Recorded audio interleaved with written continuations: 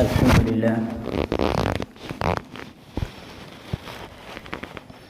لله الذي هدانا لهذا وما كنا لنهتدي لولا أن هدانا الله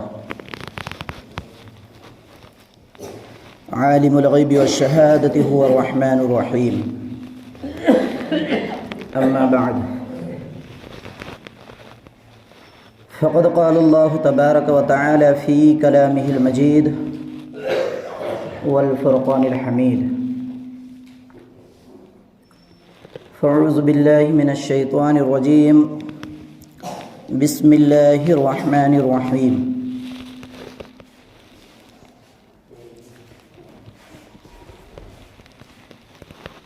تولج الليل في النهار وتولج النهار في الليل وتخرج الحي من الميت وتخرج الميت من الحي وترزق من تشاء بغير حساب صدق الله العظيم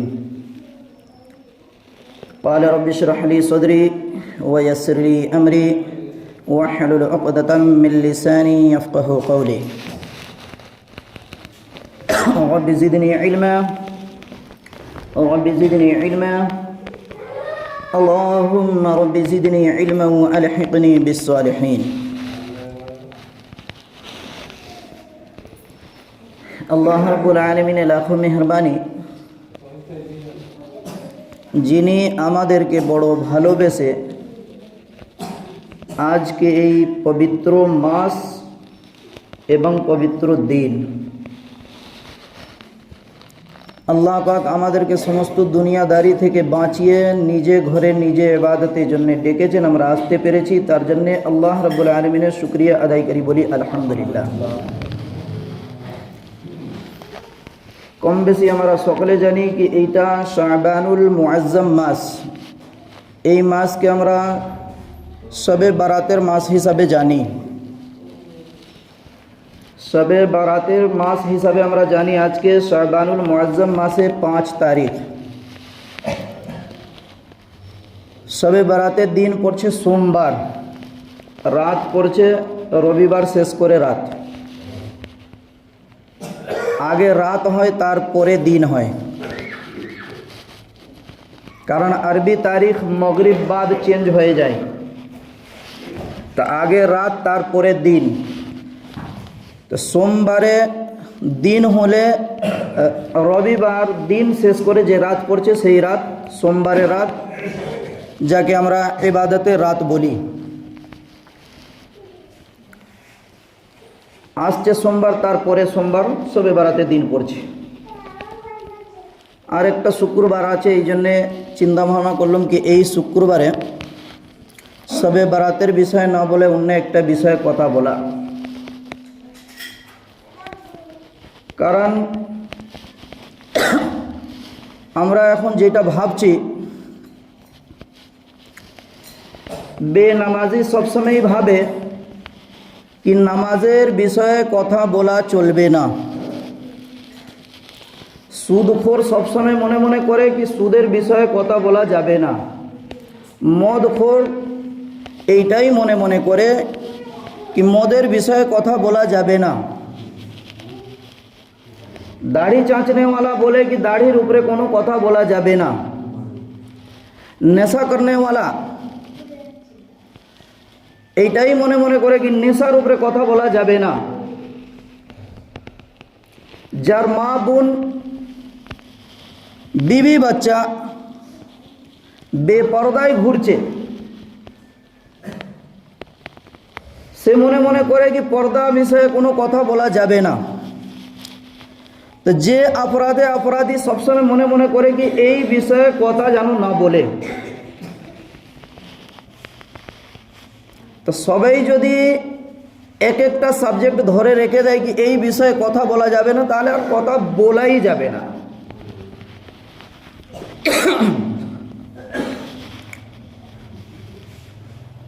আপনাদের সামনে একটি কুরআনুল কারীমের এক আয়াত পাঠ করলাম, সূরা আলে ইমরান 3য় পারায়। বারবার তো শুনছি কিন্তু আমলে আনতে পারছি না। আমরা আল্লাহ পাক যে ক্ষমতা আমাদেরকে দিয়েছেন সেই ক্ষমতাটাকে আজকে দুনিয়াতে আমরা ব্যবহার করছি। কিন্তু এইটা মনে রাখি, এই দুটো চোখ যেদিন বন্ধ হবে আসল ক্ষমতা কি তখন বোঝা যাবে। আজকে আমার গায়ে জোর আছে, আমার থেকে যে কমজোর আছে তাকে দাবড়ি দিয়ে বসিয়ে দিচ্ছি। আজকে আমি মসজিদ কমিটি, আমার পাওয়ার আছে বলে ইমাম সাহেবকে দাবড়ি দিয়ে বসিয়ে দিচ্ছি। আজকে আমরা পাড়ার লোক মসজিদে খাওয়াচ্ছি, মাইনে দিচ্ছি বলে ইমামকে নিজে হিসাবে চালাতে চাইছি। মনে রাখি এইটা শরীয়ত না। যে মনে মনে করে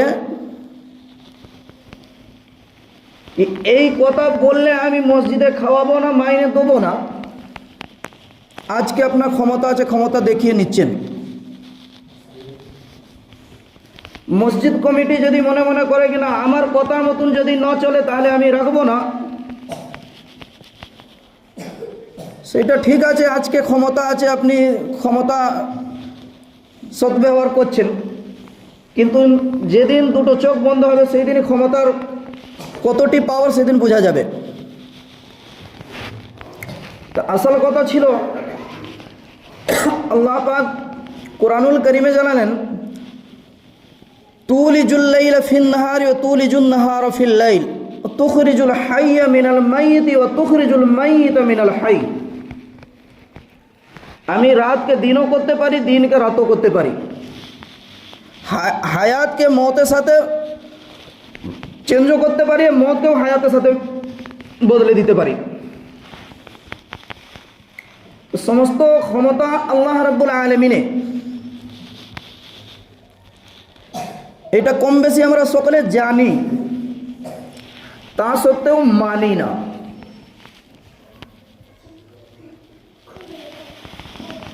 একটি নবীর হয়তো নাম শুনেছেন, হযরতে মূসা আলাইহিস সালাতু ওয়াস সালাম।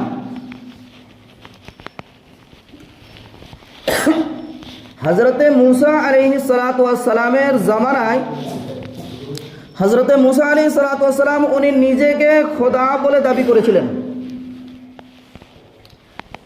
তার উল্লেখ কুরআনুল কারীমে আছে।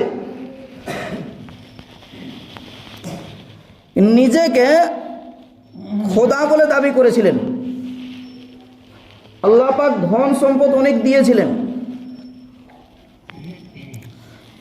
উলামায়ে কেরাম লিখছেন কি 400 বছর হায়াতে ওনার মাথা পর্যন্ত কোনোদিন যন্ত্রণা হয়নি, কোনোদিন শরীর খারাপ হয়নি।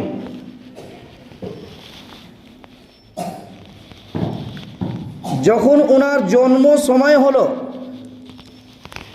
ফিরআউন, তখন ফিরআউনের জামানা ছিল। ফিরআউন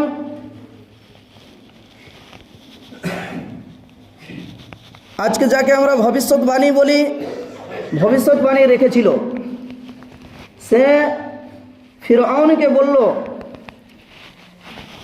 এমন একটি বাচ্চা জন্ম নিতে চলেছে, সে তোমার রাজত্ব শেষ করে দেবে।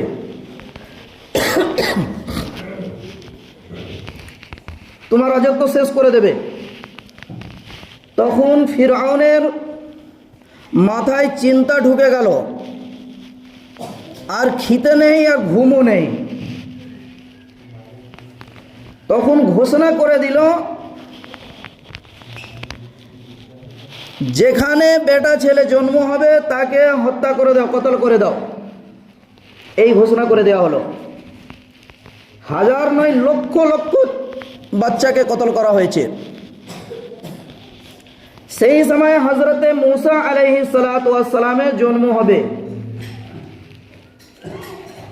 মূসা আলাইহিস সালাতু ওয়াস সালামের মা চিন্তা ভাবনা করছেন।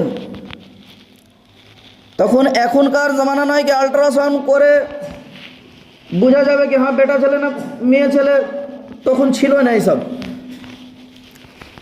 তখন উনি চিন্তা করছেন কি আল্লাহ কি হবে, যদি বেটা ছেলে হয় তাহলে কি হবে। ইনি চিন্তায় পড়ে গেলেন।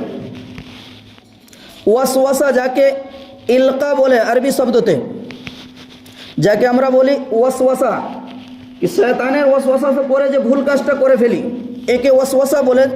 আরবিতে ইলকা বলে।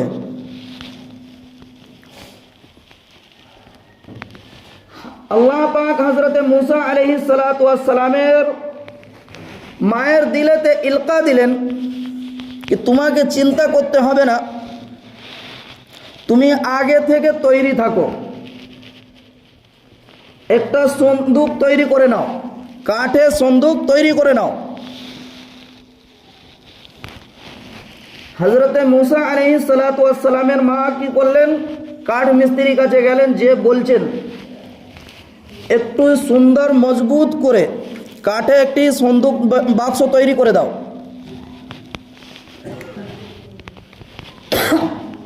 ও জিজ্ঞাসা করছে, কাঠ মিস্ত্রি জিজ্ঞাসা করছে কি করবে, তখন ইনি বলতে চাইছেন না, কারণ ইনাকে তো গোপন রাখতে হবে, ইনি বলতে চাইছেন না। ইনি বারবার যাচ্ছেন ফিরে আসছেন, তৈরি হয়েছে হয়নি, উনি জিজ্ঞাসা করছেন, ইনি বলতে পারছেন না কারণটা কি, তার জন্য উনি লেট করছেন। লাস্টে হার মেনে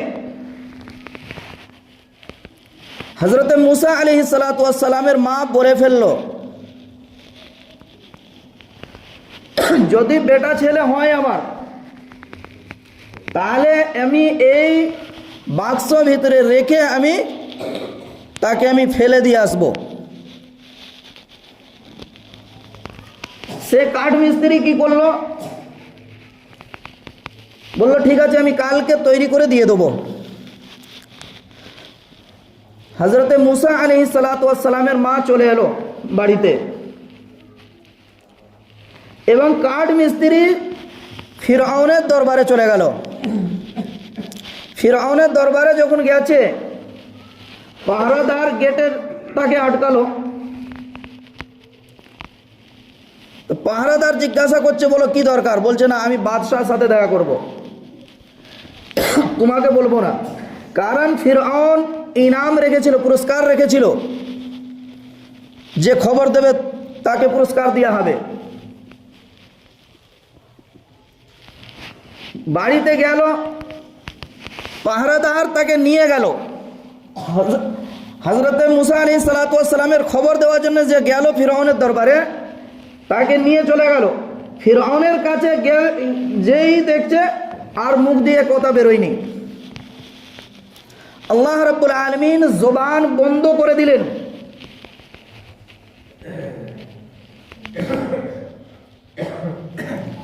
আমার আপনার আজকে আল্লাহ রাব্বুল আলামিনের শুকরিয়া আদায় করা দরকার, কি যে আল্লাহ পাকে নাফরমানি সারা জীবন করে যাচ্ছি, তা সত্ত্বেও আল্লাহ পাক আমাদেরকে সুস্থভাবে খাওয়াচ্ছেন, পড়াচ্ছেন এবং রেখেছেন। এই মুসলমান অত বড় নাফরমান হয়ে গেছে আজকে, যা বলে বোঝানো যাবে না। যখন ফিরআউনের দরবারে গেল, তার জবান বন্ধ হয়ে গেল। ফিরআউন বারবার জিজ্ঞাসা করছে, তার মুখ দিয়ে আর কথা বেরোয়নি। তখন পাহারাদারকে বলছে, একে নিয়ে বার করো। সে চলে এলো, বাইরে এসে আবার কথা বলতে শুরু করে দিল। 3 বার ফেরত এসছে। 3 বারের মাথায় যখন গেছে, তখন ফিরআউন রেগেছে, পাহারাদারকে বলছে, তোমরা একে সাইজ করবে না, আমি তোমাদেরকে সাইজ করব। তখন পাহারাদার বাইরে নিয়ে এসে তার ভালো রকম কুটাই পিটাই করে দিলেন।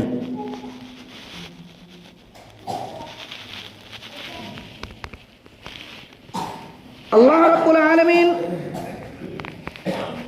যার দায়িত্ব নিয়েছেন, আমাদেরও দায়িত্ব আল্লাহ পাকে নিয়েছেন, কিন্তু আজকে আমরা আল্লাহ রাব্বুল আলামিনের জায়গাটাকে নিয়ে বসে আছি কি আমি করছি।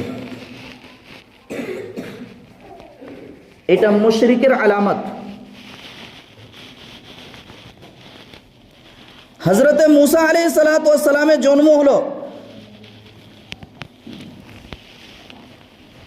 হযরতে মুসা আলাইহিস সালাতু ওয়াস সালামের মা কি করলেন, বাক্সর ভিতরে রেখে দরিয়ায়ে নীলতে রেখে দিলেন, ভাসিয়ে দিলেন। হযরতে মুসা আলাইহিস সালাতু ওয়াস সালামের বোন পিছনে পিছনে যাচ্ছে, বাক্স ভেসে যাচ্ছে, ও পিছনে পিছনে যাচ্ছে, দেখছে কি দেখি কোথায় যায়। হযরতে মুসা আলাইহিস সালাতু ওয়াস সালামের মায়ের একটুও চিন্তা হয়নি। আল্লাহ পাক কুরআনুল কারীমে ঘোষণা করে দিলেন কি একটুও চিন্তা করলেন না कि আমার কোলের বাচ্চা, শিশু বাচ্চা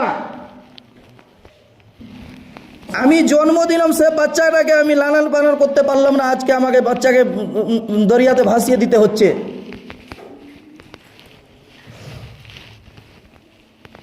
একটা মুসিবত থেকে বাঁচানোর জন্য ফিরআউন কতল করবে বলেছে, কয়েকটা মুসিবতের ভিতরে ফেলে দিলেন। বলা যায়নি পানিতে ডুবেও যেতে পারে, কোনো প্রাণী খেয়েও নিতে পারে, কোনো মানুষ তুলেও নিতে পারে, কিন্তু এটা পরোয়া না করে হযরতে মুসা আলাইহিস সালাতু ওয়াস সালামের মান দরিয়াতে ভাসিয়ে দিলেন। ওই বাক্স ভেসে যেখানে ফিরআউনের গদি ছিল, খেয়ে দিয়ে আরাম করতো, সেই জায়গাটাতে যে পৌঁছে গেছে।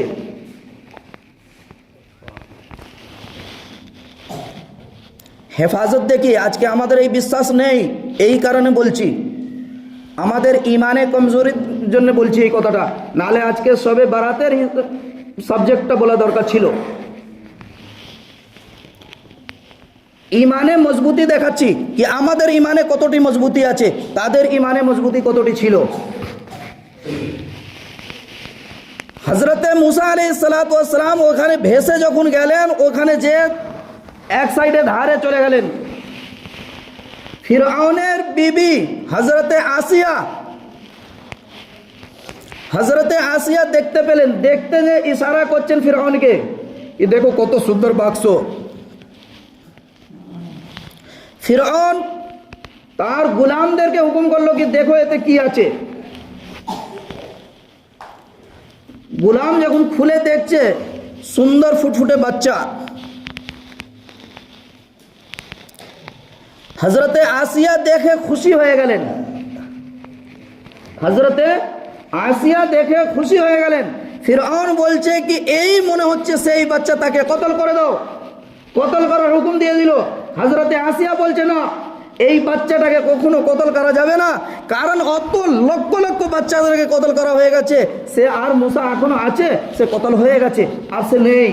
এই বাচ্চাটাকে আল্লাহ পাক আমাদের সন্তান দেয়নি বলে ক্বালা আসা আইয়ানফানা নাত্তাখাযহু ওয়ালাদা, আমাদের আওলাদ নেই বলে, আমাদের সন্তান নেই বলে আল্লাহ পাক আমাদেরকে একটি সন্তান দান করেছেন। অত সুন্দর ফুটফুটে বাচ্চা, একে আমি কতল করতে দেব না, একে আমি ফেলতে দেব না। বিবি কাছে হার মেনে গেল, কিন্তু বিবি ছিলেন ঈমানদার, বিবি জান্নাতি। স্বামী জাহান্নামী, বিবি জান্নাতি। যে দুশ্মন হযরতে মুসা আলাইহিস সালাতু ওয়াস সালামকে কতল করার জন্য ঘোষণা করলেন, লক্ষ লক্ষ বাচ্চাকে কতল করে দিলেন, সেই ঘরে হযরতে মুসা আলাইহিস সালাতু ওয়াস সালামের লালন পালন হচ্ছে, মানুষ হচ্ছেন উনি। আল্লাহ পাক কাকে কোথায় কিভাবে কি করে করতে পারেন এইটাই বোঝানোর জন্য বলছি।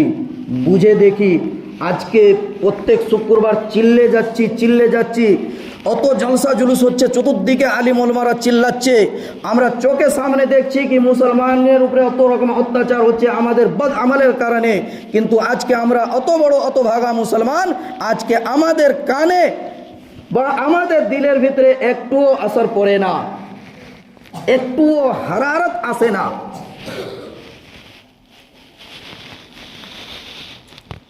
মাঝে মাঝে মনে হয় कि अल्लाह पाक जे कुराने একটি আয়াত ঘোষণা করেছেন, খতামাল্লাহু আলা কুলুবিহিম ওয়া আলা সামঈহিম ওয়া আলা আবসারিহিম গিশাওয়া ওয়া লাহুম আযাবুন আযীম। প্রথম পারায় দ্বিতীয় পাতাটায় সূরা বাকারায় প্রথম রুকুটাতেই দেখেন এই আয়াতটি আল্লাহ পাক জানালেন, খতামাল্লাহু আলা কুলুবিহিম ওয়া আলা সামঈহিম ওয়া আলা আবসারিহিম গিশাওয়া ওয়া লাহুম আযাবুন আযীম। আল্লাহ পাক বলছেন ওই মানুষ কখনো, ওই মানুষের কানে কথা যাবে না, ওই মানুষ কখনো হেদায়েত পেতে পারে না যার কানের উপরে, যার চোখের উপরে, যার দিলের উপরে আমি কালি মোহর মেরে দিই, তুমি যতই চিল্লাও না কেন ও কখনো লাইনে আসতে পারে না। যার দিলের উপরে আল্লাহ পাকের মোহর লেগে যায় সে বান্দা কখনো হেদায়েত পেতে পারে না, সে বান্দা কখনো হেদায়েত পেতে পারে না। তওবা করি, তওবা করি, আল্লাহর দরবারে তওবা করি কি আল্লাহ পাক এই মোহর থেকে আমাদেরকে বাঁচাও, তোমার রাস্তায় তোমার দ্বীনের জন্য আমাদেরকে কবুল করে নাও। হযরতে মুসা আলাইহিস সালাতু ওয়াস সালাম, হযরতে মুসা আলাইহিস সালাতু ওয়াস সালাম ফিরআউনের ঘরে হযরতে আসিয়া খুব প্যার করছেন, খুব ভালোবাসছেন। কিছুদিন যাওয়ার পরে এবার বাচ্চা তো খিদে, কারো বুকে মুখ দেয়নি, নবী কারো বুকে মুখ দেননি। এলাকায় চতুর্দিকে ঘোষণা হয়ে গেল, মেয়ে ছেলেদেরকে ডাকছে কি কেউ আসুক যার দুধ পান করবে হযরতে মুসা আলাইহিস সালাতু ওয়াস সালাম তাকে তার কিমত দেওয়া হবে। বহু মেয়ে ছেলেরা এসছে, কারো বুকে মুখ দেননি হযরতে মুসা আলাইহিস সালাতু ওয়াস সালাম। ওনার বোন গেছে ঘুরতে ঘুরতে দেখতে কি দেখি কি আছে, তখন দেখছে কি লাইন লেগে আছে, মেয়ে ছেলেরা আসতে যাচ্ছে। তখন হযরতে মুসা আলাইহিস সালাতু ওয়াস সালামের বোন যে বলছে হযরতে আসিয়াকে কি আমার জানাশোনার একটি মেয়ে ছেলে আছে, তাকে যদি তুমি বলো হুকুম করো তাহলে তাকে ডেকে নিয়ে আসে, হয়তো তার দুধ পান করতে পারে।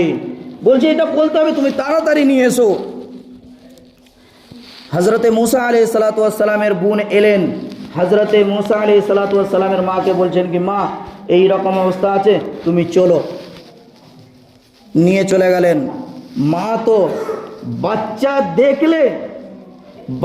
দেখলেই মায়ের কতটি বুকে ব্যথা লাগে। সেখানেও যে আল্লাহ পাক কতটি সবর দিলেন, কি সেখানেও যে লাফালাফি করলেন না। তখন যে বলছে হযরতে আসিয়াকে কি অত মানুষের দুধ পান করে নে, আমার পান করবে? আমারও পান করবে না। বলছে তুমি চেক করে তো দেখো।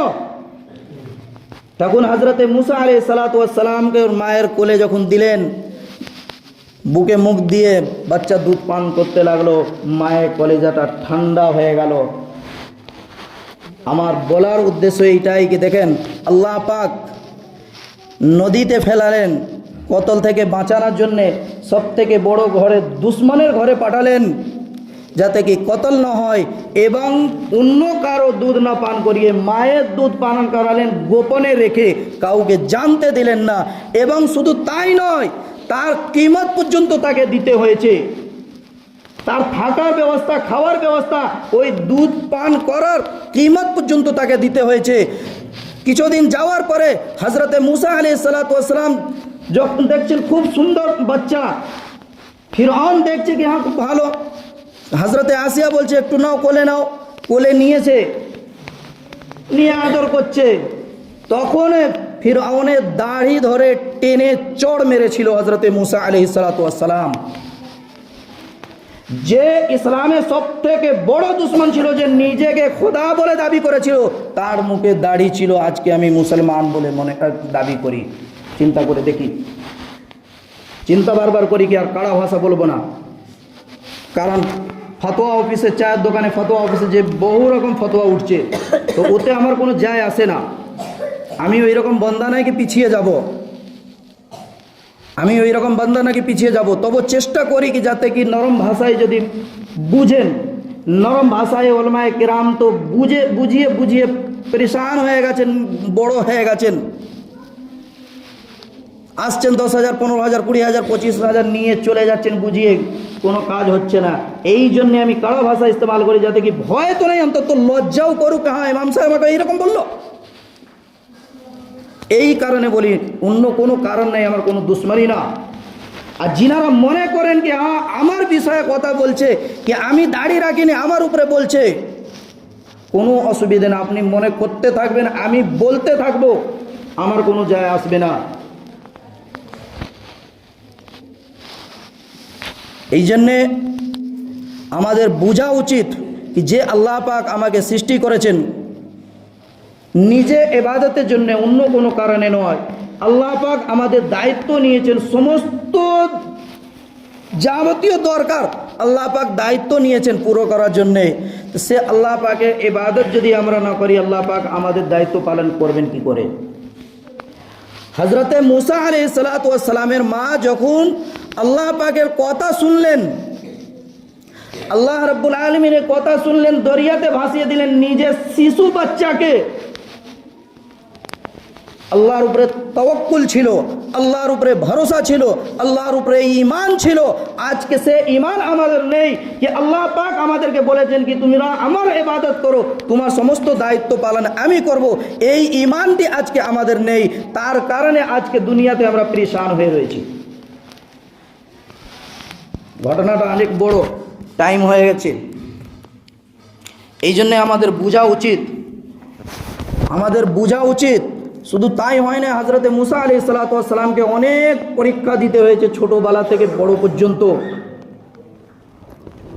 তো আমাদের বোঝা উচিত কি মসজিদ আমাদের কিভাবে কি করে আবাদ হবে, আমরা কি করে দিনদার হব, কি করে মুসলমান হয়ে যাব, এই চিন্তা ফিকির আমাদের করা উচিত। এই চিন্তা ফিকিরে আমাদের লাগা উচিত। কারণ আমরা ঈমানওয়ালা, আমরা ইসলামওয়ালা, আমরা নবীর উম্মত, আল্লাহর বান্দা। আল্লাহ আমাকে খাস করে নিজে ইবাদতের জন্য সৃষ্টি করেছেন। সে আল্লাহ পাক যদি আমার উপরে নারাজ হয়ে যায় তাহলে দুনিয়াতেও নাকামি, আখিরাতে তো নাকামি আছেই আছে, দুনিয়াতেও নাকামি। তার নমুনা আজকে আমরা দেখতে পাচ্ছি, কিন্তু আমরা বুঝতে পারি না। নানা রকম ঝামেলার মধ্যে, নানা রকম জ্বালা যন্ত্রণার মধ্যে রয়েছি, নানা রকম টেনশনের মধ্যে রয়েছি, পেরেশানির মধ্যে রয়েছি। এইগুলো আল্লাহ পাকের গজব। এটা গজব ছাড়া অন্য কিছু নয়, এটা আল্লাহ পাকের গজব। এইটা আমাদের বোঝা উচিত। কেন আল্লাহ পাক এই গজবটি আমাদের উপরে নামিয়েছেন, এইটা আমাদের বোঝা উচিত। আল্লাহ পাক গজব নামানোর কারণ একটাই, যে আল্লাহ পাক আমাদের উপরে গজব নামিয়েছেন কারণ একটাই কি আল্লাহ পাকের হুকুম এবং সুন্নতে নববিয়াকে আজকে আমরা ছেড়ে দিয়েছি। তার কারণে যত রকম আপদ বিপদ আমাদের ঘাড়ে এসে চেপে গেছে। আল্লাহ পাক আমাদেরকে বলা এবং শোনার থেকে বেশি বেশি করে আমল করা তৌফিক দান করেন। সকলে বলে আমিন। ওয়া আখিরু দাওয়ানা আনিল হামদুলিল্লাহি রাব্বিল আলামিন।